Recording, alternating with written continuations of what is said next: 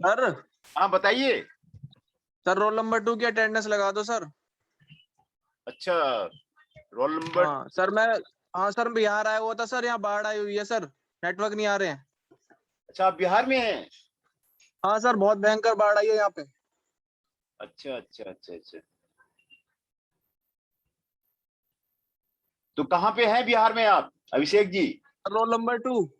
नहीं नहीं, हाँ मैं समझ गया, अभिषेक कुमार दुबे जी। आप कहाँ पर हैं बिहार में? सर छपरा पे है। छपरा में, वहाँ काफी बाढ़ आई हुई है। तो अरे सर बड़ा बुरा हाल है सर, नेटवर्क बस अब जाने वाला है। तो कुछ व्यवस्था गवर्नमेंट से हुई है, नहीं हुई है? सर इतना नहीं पता सर। हाँ हाँ, नहीं मैं भी जो है ना उसमें रिसर्च कर रहा हूँ, बिहार का जो फ्लड सिचुएशन पे मैं रिसर्च पेपर बना रहा हूँ। आप एक दो फोटो हमें भेज दीजिए वहां का, छपरा का। हाँ सर भेजता हूँ। हाँ भेजिए, मैं रिसर्च पेपर बना रहा हूँ कि कैसे जो है बिहार के लोगों को हेल्प किया जाए। हाँ और सर ठीक है, भेजता हूँ भेजता हूँ। हाँ हाँ, तो बाढ़ के सिचुएशन में कैसे जो है हाँ प्लानिंग। सर बिल्कुल सर। हाँ, कैसे जो है वहाँ को कैसे जो गवर्नमेंट क्या प्लानिंग करे, कैसे करे, उस पर मैं पेपर बना रहा हूँ, रिसर्च पेपर बना रहा हूँ। सर सर रोल नंबर 2 की अटेंडेंस लगा दो सर। हाँ, रोल नंबर 2 का मैंने लगा दिया।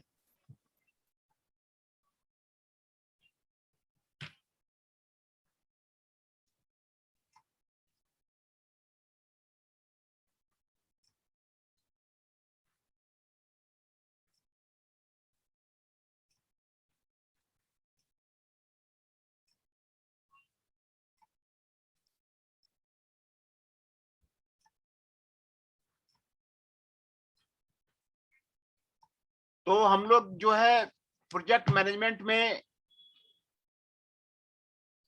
Relating with the people, team building and the leadership पे काम कर रहे थे। टीम बिल्डिंग करना बहुत जरूरी है, टीम को आगे बढ़ाना वो लीडर का काम है, प्रोजेक्ट मैनेजर का काम है। Function of a project manager हमने भी लास्ट क्लास में डिस्कस किया था। तो उसमें कोई भी टीम को बनाने के लिए कोऑर्डिनेटिंग एफर्ट वो आपको जरूरी है। एफर्ट करना, टीम को साथ लेके चलना, कोई भी डिफिकल्ट प्रॉब्लम है उसको उसको ध्यान में रखना, टीम के हर एक आदमी के साथ जो है कम्युनिकेशन करना, ये इफेक्टिव टीम परफॉर्मेंस करना, स्टॉर्मिंग स्टेज में लाना, वो आपको बहुत जरूरी है। रेस्पॉन्सिव कम्युनिकेशन करना हर एक टीम मेंबर से, वो आपको जरूरी है। दूसरा जरूरी है establishing the team norms. Team के क्या रोल्स हैं, हर एक आदमी का क्या रोल्स होगा, क्या राइट्स है, क्या रिस्पॉन्सिबिलिटी है, ये फिक्स करना बहुत जरूरी है। बहुत सारे कॉलेजेस देखा मैंने, कई कई यूनिवर्सिटी में मैंने काम किया हूँ, बहुत सारे कॉलेज में काम किया हूँ, रोल और रिस्पॉन्सिबिलिटी का पता ही नहीं है किसी को। रोल वो डिफाइन ही नहीं है कि भाई गवर्नमेंट में तो थोड़ा सा डिफाइंड रहता है कि भाई ये लैब स्टाफ है, ये आपको आपको लेक्चरर है, ये प्रोफेसर है, वहां थोड़ा सा डिफाइंड है। प्राइवेट यूनिवर्सिटी में, प्राइवेट कॉलेजों में बिल्कुल डिफाइंड नहीं है। जो भाई डायरेक्टर का क्या काम है, प्यून का क्या काम है, लैब प्रोफेसर का क्या काम है, बिल्कुल डिफाइन नहीं है। आपस में झगड़ा होते रहता है, आपस में झगड़ा होता है। तो establishing the team norms is essential for the success of the team. जो फेलिवर हो रहे हैं ना प्राइवेट कॉलेज, जो फेलिवर हो रहे हैं, और ये इसका कारण वही है, रेस्पॉन्सिबिलिटी एलोकेट नहीं है। विच वर्क जो जो आपको मल्टीनेशनल कंपनी है ना, मल्टीनेशनल कंपनी में हायरकी होता है, हायरकी होता है, और वो हायरकी के अकॉर्डिंग काम करता है। एक जनरल मैनेजर है, जनरल मैनेजर के नीचे डिप्टी जनरल मैनेजर होता है, डिप्टी जनरल मैनेजर के नीचे मैनेजर होता है, उसके बाद सारे होते हैं। वो जो है आपको इंस्ट्रक्शन पास करते हैं और वो काम करते हैं। इंडियन इंडस्ट्री में ऐसा है ही नहीं। मालिक ही ना खुद जो है वो प्यून से बात करेगा कि भाई क्या हो रहा है, नहीं हो रहा है। ये यहाँ पे हायरकी नहीं है, इसीलिए यहाँ पर जो है फेल्यूर ज्यादा है, इंडियन कंपनी में फेल्यूर ज्यादा है, हायरकी नहीं है। जो मैनेजमेंट में हायरकी बोलते हैं ना, हायरकी स्ट्रक्चर, वो आपको यहाँ पे नहीं है, नॉर्म्स नहीं है यहाँ पर। कुछ क्या किसका रोल्स है, क्या किसका राइट्स है, किसका क्या रिस्पॉन्सिबिलिटी है, किस टीम मेंबर का क्या काम है, कौन क्या कर रहा है नहीं कर रहा है, यहाँ पर कुछ है ही नहीं। तो ये establishing the team norms for the success, ये आपको जरूरी है, हर एक आदमी को ये बताना जरूरी है कि उसे करना क्या है। डे बाय डे यहाँ पर क्या है ना, डे बाय डे इंस्ट्रक्शन आपको दिया जाता है कि इसको बुलाओ जी, उसको बुलाओ जी, इसको बुलाओ जी, ये नहीं होता है। मल्टीनेशनल कंपनी में ऐसा नहीं है, आपको अपॉइंट कर दिया गया, अपॉइंटमेंट में साथ में आपको टीम के जो नॉर्म्स हैं, आपको क्लियर कट इंस्ट्रक्शन आपको बता दिया गया, रिटर्न में दे दिया गया, और फिर रिटर्न में आपसे मांगा जा रहा है 6 महीने के बाद कि बताइए आपको जो दिया गया था आपने क्या क्या उसमें परफॉर्मेंस किया। परफॉर्मेंस मैनेजमेंट वो कह रहा है परफॉर्मेंस बताइए आपने क्या क्या किया। तो टीम नॉर्म्स को डिफाइन करना और टीम परफॉर्मेंस स्टेज, परफॉर्मेंस को इफेक्टिवली मैनेज करना, ये बहुत जरूरी है। नेपोलियन को याद करते हैं, क्यों नेपोलियन को याद करते हैं? Napoleon was a great leader. उसके जो टीम उसकी जो टीम थी ना, वो ग्रेट था। वो सभी को बिल्कुल सही असाइन करता था और सही परफॉर्मेंस में लेकर के वो जो है वो अपना अपना वार जीतता जाता था। तो ये परफॉर्मेंस आपको जो है वो इफेक्टिवली ये आपको टीम वर्क से होता है।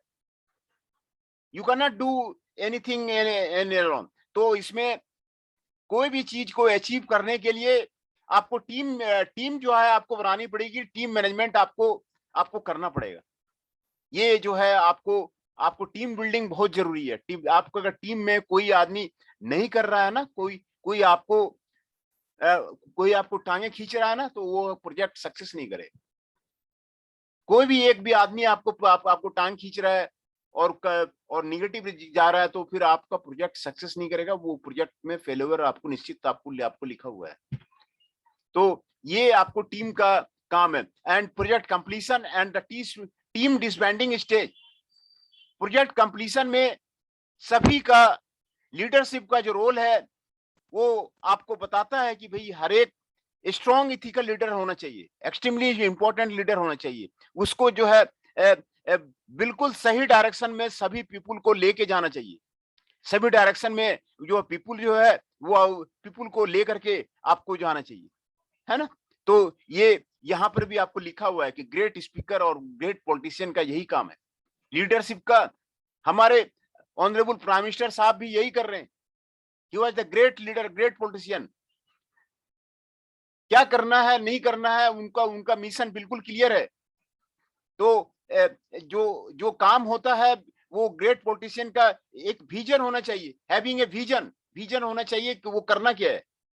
On then guiding to them be able to make a vision a reality. पहले विजन बनाइए, गोल डिसाइड कीजिए कि करना क्या है, उसको फिर रियलिटी में आप कन्वर्ट कीजिए,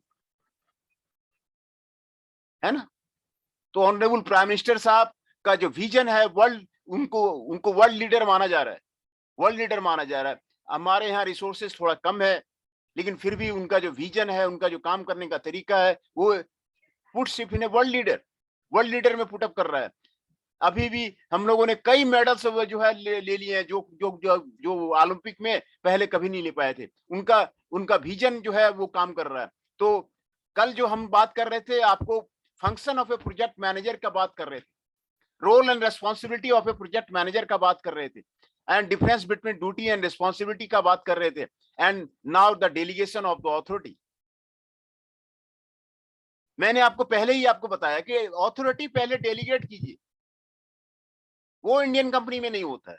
ये मल्टीनेशनल कंपनी में जिस दिन से आपने ज्वाइन किया, ज्वाइनिंग के साथ ही आपको रेस्पॉन्सिबिलिटी बता दिया जाता है कि ये काम करना है, ये अथॉरिटी आपको डेलीगेट किया गया। You are independent to do in the company. वहां पे एक हायरार्की होता है, वहां पर एक मल्टीनेशनल कंपनी में एक हायरार्की होता है कि ये कंपनी का सीईओ है, सीईओ जो बोलेगा वो सारे करेंगे। तो delegation of the authority is a key to the managerial job. Project में भी ऐसा ही है, जो भी प्रोजेक्ट आपको करना है उसमें पहले अथॉरिटी आप डेलीगेट कीजिए। Delegation of the authority involves the assigning of duty and to the subordinates. जितने भी सबऑर्डिनेट्स हैं उसको असाइन कीजिए, ड्यूटी असाइन कीजिए। Delegating the required amount of the authority to the subordinate to enable them to discharge the duty assigned to them. Assumption of the responsibility by the subordinate. Subordinates भी जो है उसको करने को तैयार हो जाए। ऐसा नहीं कि आपने जो है रिस्पॉन्सिबिलिटी दे दिया, ऑथोरिटी दे दिया और सबऑर्डिनेट्स करने को राजी नहीं है।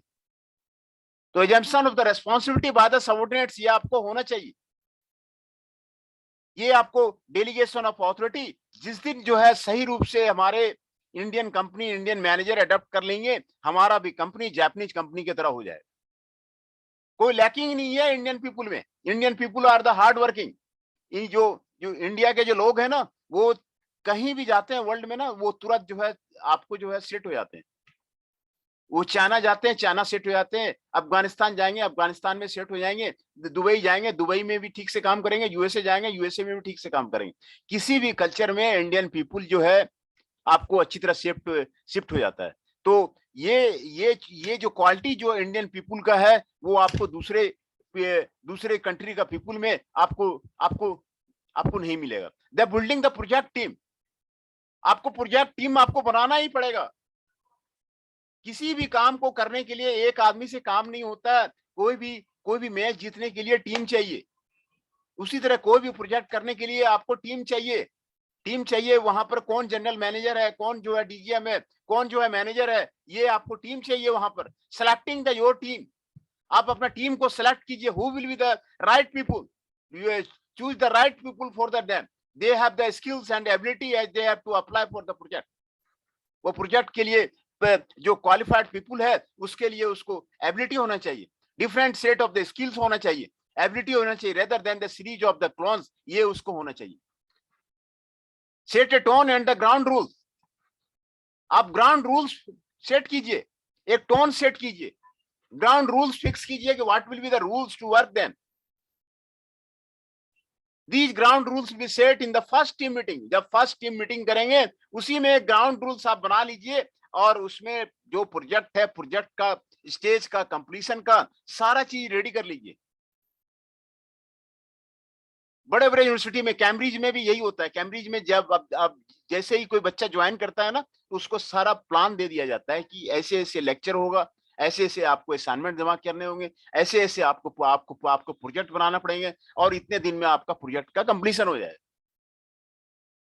है ना। वो टाइम बॉन्ड है, टाइम बॉन्ड है। वहां के जो वाइस चांसलर है वो यही देखते हैं कि भाई वहां पे हो क्या रहा है। वो टाइम के अकॉर्डिंग जो हमने टाइम फ्रेमवर्क किया था उसके अकॉर्डिंग काम हो रहा है नहीं हो रहा है, वो यही देखते हैं। वो उनका कंप्लीट ग्राउंड रूल्स है। वो पहले ही वो वहां पर सभी कंट्री के बच्चे पढ़ने आते हैं, तो वहां पर कंप्लीट ग्राउंड रूल है कि यहाँ पर इस दिन ये होगा, इस दिन ये होगा, कंप्लीटली फिक्स है। वही चीज जो टीम बिल्डिंग है, वही आपको एडॉप्शन के लिए आपको काम आना चाहिए। सेटिंग क्लियर गोल्स, गोल्स ही यहाँ पे क्लियर नहीं है, गोल्स ही क्लियर नहीं है। अचीव द गोल्स, कैम्ब्रिज वगैरह का क्लियर गोल्स है कि वो जो है आपको रिसर्च में और रिसर्च ओरिएंटेड है, उसको नोबेल प्राइज लाना ही लाना है। कहां पर वो ऐसे ऐसे फर्जी डिग्री बांटा नहीं करते कि भाई पैसे ले लिया उसको डिग्री दे दो, ऐसे नहीं देते हैं वो। भाई वो इन्वेंशन होनी ही चाहिए, इन्वेंशन होनी ही चाहिए। अच्छे जर्नल में, इंपैक्ट फैक्टर वाले में आपको पब्लिकेशन होना ही चाहिए, तभी पीएचडी की डिग्री मिलेगी, ऐसे नहीं मिलेगी। आप नाक रगड़ के मर जाइए वहां पे डिग्री ऐसी नहीं मिलने वाली। तो setting the clearly goals, achievable goals, जो कि स्पिरिट से, टीम स्पिरिट से, टीम इंथुजियाज्म से आपको गोल को अचीव किया जा सके, उस गोल को सेट किया जाता है। Do this by the setting of the small easily attainable goals, attainable goals को सेट किया जाता है। वहां पर जो है कमिटी होती है, रिसर्च कमिटी होती है। रिसर्च कमिटी आपको जो है फिक्स करती है कि भाई वहां पे कौन कौन से प्रोफेसर हैं, कौन से जो है वहां पे रिसर्च स्कॉलर आया हुआ है, तो उसको जो है ये कमिटी फिक्स करेगी, और वो कमिटी डिसाइड करेगी कि भाई इसने क्या काम किया है। उसका जो है रेगुलर उसका फीडबैक बनेगा, 6 मंथ में फीडबैक बनेगा, उसका रिपोर्ट जाएगा कि रिपोर्ट सेटिस्फैक्ट्री है कि नहीं है। तभी जो है आपको यहाँ पर आपको जो है क्लियर होगा।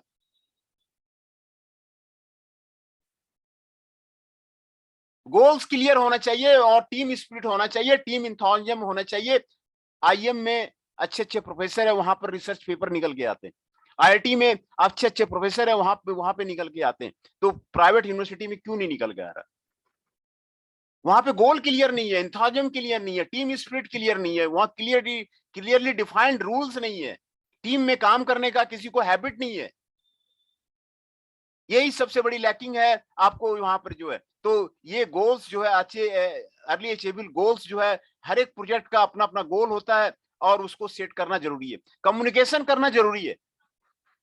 Importance of the communication is there. Organisation में हर एक प्रोजेक्ट टीम मेंबर को सही डायरेक्शन में कम्युनिकेशन करना, क्या करना है नहीं करना है, वो जरूरी है।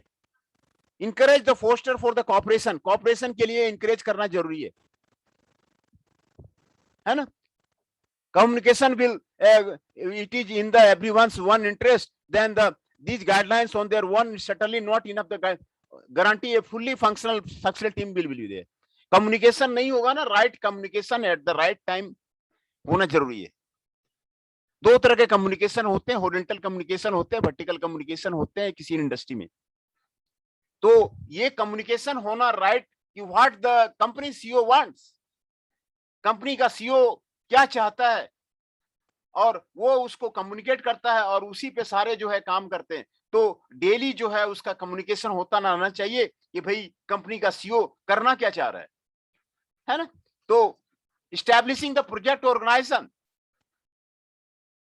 प्रोजेक्ट ऑर्गेनाइजेशन स्टाइलिंग के लिए आपको आपको आपको जरूरी है, इंटरप्रेन्योरियल ड्राइव होना जरूरी है, स्किल होना जरूरी है। देखिए यहाँ पे एग्जांपल भी दिया है, 90% of the UK company employ less than 10 people. Starting a large project is keen set up a company in top 10% of the UK company by the size. UK में जो काम होता है ना वो परफेक्ट काम होता है, उसका जो ऑर्गेनाइजेशन है ना वो परफेक्टली काम होता है। the people of the UK wants the how the work can be completed, how the work can be done. Japan की जो कंपनी है, यूके की कंपनी है, ये सारा वहां पे टीम वर्क होता है और जनरल मैनेजर हर एक आदमी का देखता है कि कौन कहाँ पे काम कर रहा है, कौन कहाँ पे लैग कर रहा है, उसको वो सपोर्ट करता है ना। वो देखता है कि कौन आदमी नया हुआ है, उसको कंपनी का रूल्स उसको 6 महीने पहले सिखाता है। जापान में जाइएगा, जापान पहले तो आपको जापानीज लैंग्वेज पहले 6 मंथ आपको सीखना पड़ेगा, जापानीज कल्चर आपको सीखना पड़ेगा और फिर वर्ल्ड कल्चर सीख करके तब जो है आपको जो है टीम के साथ में आपको काम करना पड़ेगा। इसीलिए टीम वर्क बहुत जरूरी है किसी काम में। अगर टीम वर्क में आप काम नहीं कर पा रहे ना तो आपको फेल्योर निश्चित है। आप हर एक आदमी को पहचानिए, हर एक आदमी को जानिए कौन कौन क्या काम करता है और उसके साथ में आप काम करिए, मिल के काम करिए, तभी आपको सक्सेस मिलेगा, नहीं तो आप सक्सेस नहीं कर पाएंगे, ये डेफिनेट है। Selection of the team member is the important. पहले आप सिलेक्शन जो है सही आदमी का आप जो है टीम में आप सिलेक्शन कीजिए और हर एक आदमी का कैपेबिलिटी को पहचानिए कि कौन क्या कर सकता है नहीं कर सकता है, उसके पहचानिए और उसको सभी को बूस्टअप कीजिए और बूस्टअप करके उसको आगे बढ़ाइए, उसको बूस्टअप करके उसको आगे बढ़ाइए। ये जो है उसका काम है ना। प्रोजेक्ट ऑर्गेनाइजेशन चार्ट, वही मैं आपको बोल रहा था, जितने भी मल्टीनेशनल कंपनी है ना उसमें ऑर्गेनाइजेशन चार्ट होता है, ऑर्गेनाइजेशन चार्ट होता है, ऑर्गेनाइजेशन चार्ट के अकॉर्डिंग ही काम होता है। जनरल मैनेजर सिर्फ डिप्टी जनरल मैनेजर से बात करेगा, दूसरे से बात नहीं करता है, वो दूसरे से बात नहीं करता, सिर्फ डिप्टी जनरल मैनेजर से बात किया, वो ऑफिस आया, फिर डिप्टी जनरल मैनेजर से मिला, उसको इंस्ट्रक्शन दिया कि हमारे कंपनी में ये होना चाहिए, ये होना चाहिए, ये होना चाहिए, और वहां पर उस डिप्टी जनरल मैनेजर से साइन कराया कि आप इस पे एग्री है कि नहीं है, आप इस पे एग्री हैं तो साइन कीजिए और ये कितने दिन में खत्म होगा वो हमें बताइए और ये सारा काम करवाइए। तो ऑर्गेनाइजेशन चार्ट बहुत जरूरी है ना। तो ये ऑर्गेनाइजेशन चार्ट किसी कंपनी में अगर सही ढंग से काम कर रहा है तो कंपनी आपको सक्सेस करेगा ही करेगा। जो जनरल मैनेजर है वो आपको जो है सक्सेस करेगा ही करेगा। एग्जाम्पल ऑफ द यहां पर दिया हुआ है pure project organization structure. Organization structure pure होना चाहिए। जो हायर लीडर है वो लोअर लीडर से बात ही नहीं, वहां के उसके प्रॉब्लम को वो उसको समझने की जरूरत ही नहीं है। एक ऑर्गेनाइजेशन स्ट्रक्चर रहेगा, उसको लिखा हुआ रहेगा, तो कोई भी जो है ऑर्गेनाइजेशन आसानी से डेवलप करेगा, आसानी से डेवलप करेगा। इंडिया में क्या होता है ना, जो मालिक रहता है ना, वो किसी भी एम्प्लॉय से मिलेगा, एम्प्लॉय से बात करेगा, और जो हायर अथॉरिटी है, प्रिंसिपल है, डायरेक्टर है, उसकी बात ही नहीं सुनेगा। डायरेक्टर क्या कहना चाह रहा है, प्रिंसिपल क्या कहना चाह रहा है, उसकी बात ही नहीं सुनेगा। जनरल मैनेजर क्या कहना चाह रहा है, डिप्टी जनरल मैनेजर क्या कहना चाह रहा है, उसकी बात ही नहीं सुनेगा। सर अटेंडेंस होगी क्या? नहीं, अटेंडेंस नहीं, अटेंडेंस ले लेते हैं, अटेंडेंस ले ले रहे हैं, अभी ले ले रहे हैं।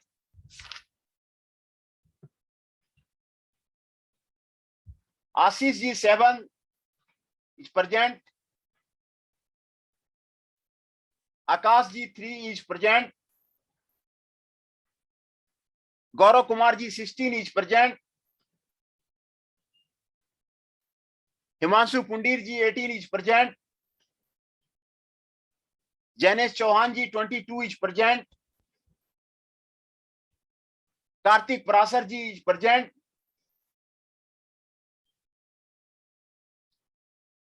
पवन नेगी is present,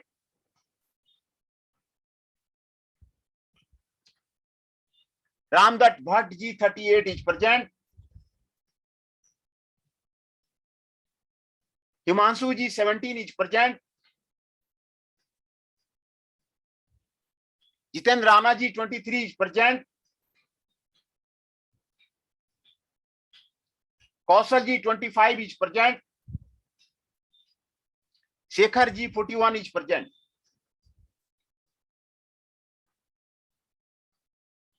तो जो प्रेजेंट है उसको मैं फिर से आपको बता रहा हूं।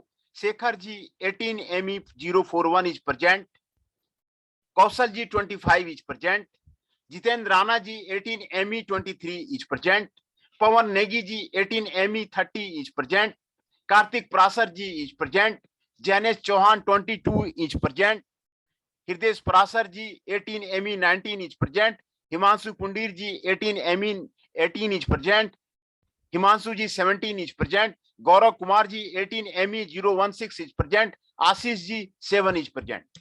ये सारे हमारे प्रेजेंट है। तो आज मैं बात कर रहा था कि टीम बिल्डिंग का, how the team building help in the case of the project management, है ना। प्रोजेक्ट मैनेजमेंट में आपको किस तरह आपको जो है आपको हेल्प करता है। यहाँ पर आपको टास्क फोर्स बनाने के लिए कई तरह का टास्क फोर्स बनाया जाता है। गवर्नमेंट जो our prime minister has made, कई टास्क फोर्स बनाते हैं कि यहाँ का टास्क फोर्स यहाँ का बनाइए, वहां का टास्क फोर्स बनाइए। वो ये टास्क फोर्स है ना। टास्क फोर्स बनाते हैं कि भाई यहाँ का जो यहाँ भेजना है उसका एक टास्क फोर्स बनाइए, यहाँ का भेजना है यहाँ पर टास्क फोर्स बनाइए। यहाँ पे आपको गोटामेला का आपको प्रेसिडेंट का जो है एग्जाम्पल दिया गया है। Alvaro Colom declare a state of emergency in the northern state, तो उसका आपको दिया हुआ है कि भाई जब तक कि आप टीम में काम नहीं करेंगे ना, विजन में काम नहीं करेंगे ना, तो आपको वो काम सक्सेस नहीं होगा। तो एक लीडर को विजनरी होना चाहिए, विजन होना चाहिए, उसको मिशन उसको क्लियर होना चाहिए कि भाई हमें नेशन के लिए काम करना है। We have to work for the nation, we have to work for the home, we have to work for the society, we have to work for the them. तो यहाँ पर आपको कई एग्जाम्पल आपको यहाँ पर आपको दिए हुए हैं। ये आपको यहाँ टीम वर्क में आपको काम करने के लिए बताया हुआ है ना। देखिए यहाँ पर दूसरा मैट्रिक्स ऑर्गेनाइजेशन के बारे में आपको कहा जा रहा है। What is the matrix organization? Example of a matrix organisation आपको यहाँ पर आपको दिया गया है। मैट्रिक्स ऑर्गेनाइजेशन पहले first is introduce in the USA in the early 1960, है ना। 1960 में यूएसए में पहली बार जो है इंट्रोड्यूस हुआ। It was there to solve the management problem in the aerospace industry. Aerospace industry के प्रॉब्लम को सॉल्व करने के लिए मैट्रिक्स ऑर्गेनाइजेशन आपको इंट्रोड्यूस हुआ, पहली बार यूएसए में आपको इंट्रोड्यूस हुआ। मैट्रिक्स ऑर्गेनाइजेशन का डिफिनेशन यहाँ पे दिया हुआ है। Matrix organisation is a combination of 2 और मोर ऑर्गेनाइजेशन स्ट्रक्चर। एक तरह का स्ट्रक्चर है, दूसरी तरह का स्ट्रक्चर है, उसका कॉम्बिनेशन करके मैट्रिक्स ऑर्गेनाइजेशन बनाया गया। ऑर्गेनाइजेशन स्ट्रक्चर जो मैं आपको बता रहा था ना, बहुत इंपॉर्टेंट है।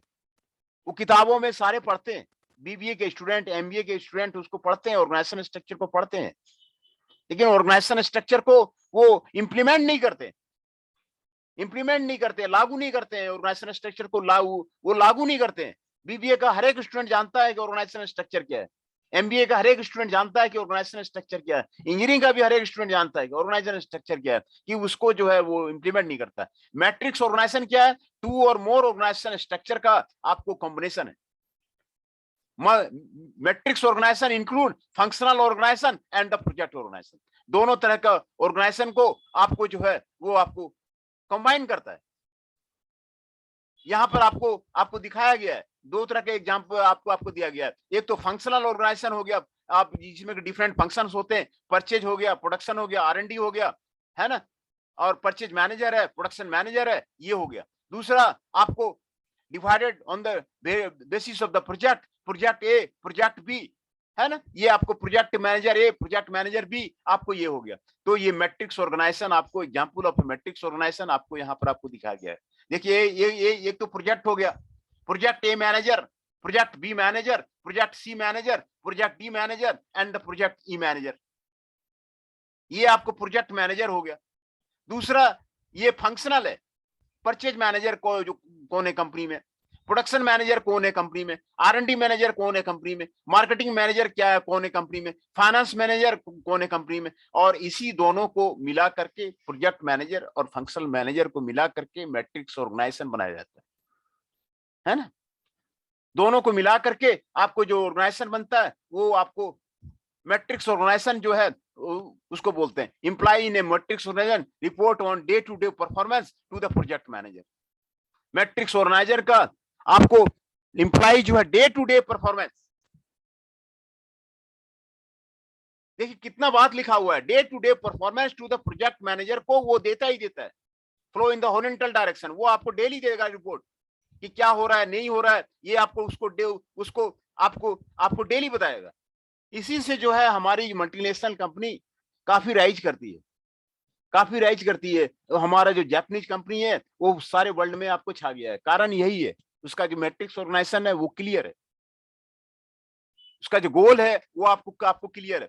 Feature of the matrix organisation, आपको यहाँ पर feature of the matrix organisation आपको दिया हुआ है। The peculiarity characteristics of the features of the matrix organisation are the hybrid structure.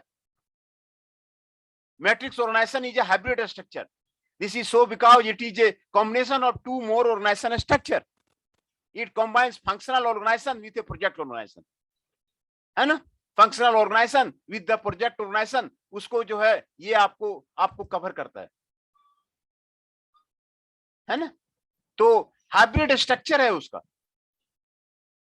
Combination of the 2 और मोर ऑर्गेनाइजेशन स्ट्रक्चर। उसमें एक ऑर्गेनाइजेशन स्ट्रक्चर का वो आपको यहाँ पर 2 ऑर्गेनाइजेशन स्ट्रक्चर का बारे में आपको यहाँ पर मैट्रिक्स ऑर्गेनाइजेशन में बताया गया है। उसमें 2 और मोर ऑर्गेनाइजेशन स्ट्रक्चर का कॉम्बिनेशन है, ये हाइब्रिड स्ट्रक्चर है।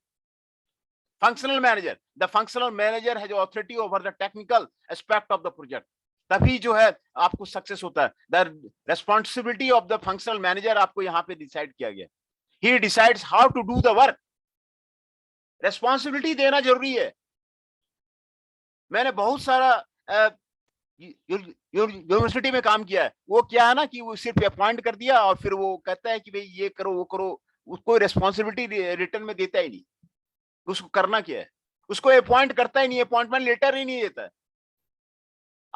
आपने भी सुना होगा, कई जो है आपके जो फर्म है आपके गुड़गांव में, फरीदाबाद में, वो अपॉइंटमेंट लेटर ही नहीं देता, अपॉइंटमेंट लेटर इशू नहीं करता वो।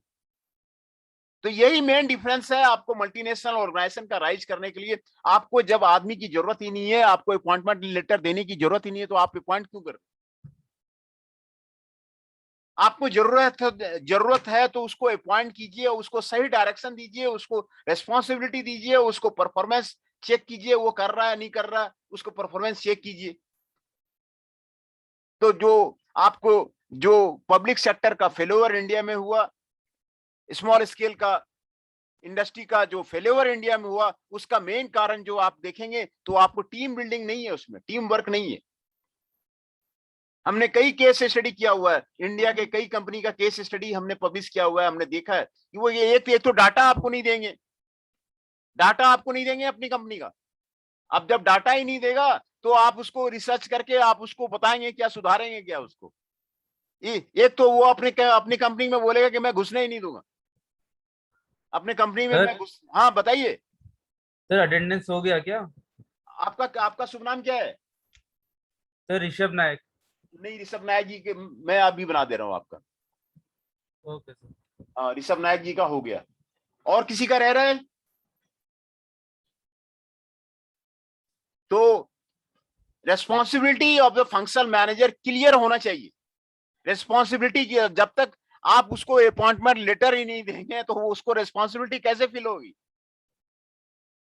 तो उसमें अपॉइंटमेंट लेटर के साथ में सारा चीज उसको डिफाइन होना चाहिए, उसको करना क्या है, 6 मंथ के अंदर करना क्या है, 1 मंथ के अंदर करना क्या है, फिर उसका परफॉर्मेंस चेक कीजिए। और जो आपने परफॉर्मेंस दिया हुआ है, गोल दिया हुआ है, वो अटेनेबल गोल होना चाहिए कि वो कर सके। He decide how to do the work. He distribute the project among his subordinates. सारे जो सबऑर्डिनेट्स हैं उसमें जो है प्रोजेक्ट को आप उसको जो है डिस्ट्रीब्यूट करे। He looks after the operational aspect. सारे ऑपरेशनल एस्पेक्ट को वो देखे, है ना? ये होना जो जरूरी है। दूसरा, प्रोजेक्ट मैनेजर का आपको दिया हुआ है। प्रोजेक्ट मैनेजर का मैंने पहले भी आपको उस दिन क्लास लिया हुआ था। The project manager has authority over the administrative aspect of the project. He has a full authority over the financial and physical resources which can use for completing the project. The responsibility of the project manager are he decide what to do. He is responsible for scheduling the project work. He is responsible for scheduling the project work. He coordinates the activity of the different functional members. He evaluates the project performance. वो project performance को वो देखता है. He coordinates the activity of the different functional managers. उसको वो देखता है ना? Problem of the unity of the command. जब तक आपका यूनिटी नहीं रहेगा, नेपोलियन क्यों जीता, क्यों आपको विश्वविजेता बन गया? उसका यूनिटी ऑफ कमांड था। वो जो भी काम करता था वो यूनाइटेड वे में करता था। अच्छा, जो जनरल मैनेजर जो बोलते हैं ना, बिल गेट्स हैं, बिल गेट्स का भी यही है, जेफ बजाज है, उनका भी वही है कि भाई उनका यूनिटी ऑफ कमांड है। अपने कंपनी में कौन क्या कर रहा है, नहीं कर रहा है, किस आदमी की जरूरत है, वो सही आदमी को पहले तो रखेगा और उसको सही डायरेक्शन देगा और काम कराएगा। यूनिटी ऑफ कमांड होना चाहिए। In the matrix organisation there is a problem of the unity because the subordinates receives order from the two bosses, है ना, the project manager and the functional manager. Hence the confusion is there. ये आपको unity of command की यहाँ पर आपको problem आपको matrix organisation में आता है। Specialisation in matrix organisation there is a specialization. वहां पर जो आपको स्पेशलाइजेशन है, the project manager concentrate on the administrative aspect of the project. वो आपको administrative aspects of the project पे आपको कोऑर्डिनेट करता है। Concentrate on the technical aspects of the project, आपको टेक्निकल एस्पेक्ट्स के प्रोजेक्ट पे आपको काम करता है। सुटेबिलिटी होना चाहिए। Matrix organisation is suitable for the multi project organisation. ये मल्टी प्रोजेक्ट ऑर्गेनाइजेशन के लिए आपको सुटेबल है। It is mainly used by the large construction company.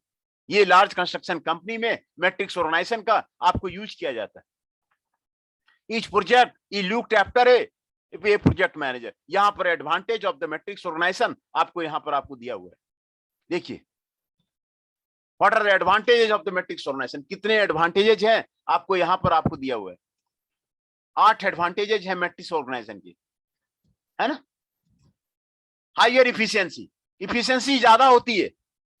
High returns at the lower cost, high return देता है at the lower cost. Matrix organization का आप use करेंगे तो आपको हाई रिटर्न देगा। आप जिस कंपनी में जाइए, मैट्रिक्स ऑर्गेनाइजेशन पे प्रोजेक्ट कीजिए और वहां के जनरल मैनेजर है उसको समझाइए, कहिए कि भाई मैट्रिक्स ऑर्गेनाइजेशन आप उसमें इंप्लीमेंट कीजिए, उससे आपको कई बेनिफिट्स हैं। मैट्रिक्स ऑर्गेनाइजेशन पे आप प्रोजेक्ट कर सकते हैं। मोटिवेशन देता है ये। The employ work as a team so they are motivated to perform better, है ना। मैट्रिक्स ऑर्गेनाइजेशन में employ work as a team, employ जो है टीम के रूप में काम करता है और वो perform better. Optimum utilization of the resources is there. Optimum utilization of the resources are done in the matrix organization. Many projects are run at the same time. It makes optimum use of the human and physical resources. Human का physical resources का आपको optimum utilisation लेता है. There is no wastage of resources in the matrix organisation. Wastage of the resources matrix organisation में नहीं होता है. ये इसके एडवांटेज है. Specialisation in matrix organisation, there is a specialisation. हर एक आदमी स्पेशलाइज होता है. The functional manager concentrate on the technical matters while the project manager concentrate on the administrative matters. है ना? दो तरह का काम, एक एडमिनिस्ट्रेटिव काम होता है, एक जो है टेक्निकल मैटर्स का काम होता है. तो फंक्शनल मैनेजर जो है आपको टेक्निकल मैटर्स पे कंसंट्रेट करता है और project manager concentrate on the administrative matter पे काम करता है ना? इन मैट्रिक्स ऑर्गेनाइजेशन स्पेशलाइजेशन होता है. तो ये मैट्रिक्स ऑर्गेनाइजेशन को इंप्लीमेंट कीजिए, है ना? यूएसए अगर इंप्लीमेंट कर रहा है, उसके एरोस्पेस कंपनी इंप्लीमेंट कर रही है, तो फिर इंडियन कंपनी क्यों नहीं कर रही? इसके कई जो है एडवांटेजेस है. यहाँ पे देखिए आपको दिया हुआ है. Respond to changes in the environment. Matrix organization respond to the negative changes in the environment. This is to the quick decision. Top management can concentrate on the strategic planning. The top manager can spend more time on the strategic planning. More time on the strategic planning पे top strategic planning करना, strategic management करना, वो top management का काम है. Strategy क्या होना चाहिए? उस strategy पे जो है आप जो है वो काम करता है. वो strategy क्या होना चाहिए? They can delegate all the routine, repetitive and the less important work to the project manager.